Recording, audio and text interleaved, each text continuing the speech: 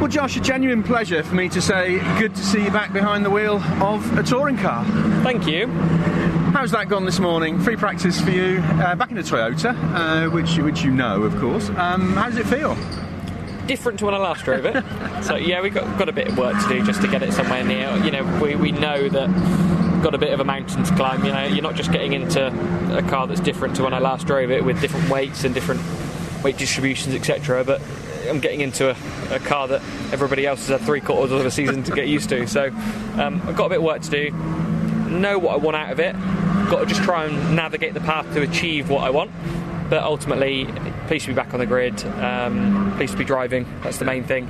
But of course, I want to be as far up the field as possible. Absolutely. I did stick my head into the garage just after that session. You were in deep conversation with your engineer, and he was making more notes than anybody I've ever seen before. You were waving your arms and telling him what you wanted. I mean, you have a very clear idea what you want from this car. He's just used 3 biros.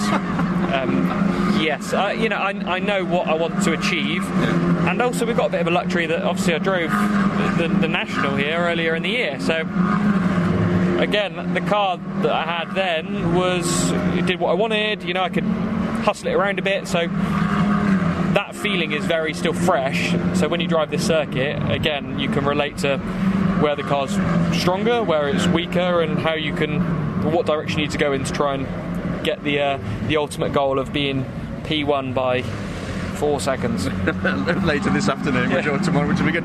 So, just finally, I think you made a comment on social media when you were up at Knock Hill that you were looking at the championship from the other side of the fence and looking at it differently. What was different? What did you see, or what did you take in that was different? Well, what you can do, because you're not driving, you can stand on the pit wall and you can judge everybody without having to back anything up yourself. So it was quite a nice situation to be in. You know, you could stand in the garage and go like, oh, that wasn't a very good lap, but you know, I don't have to deliver anything myself, so it's quite nice.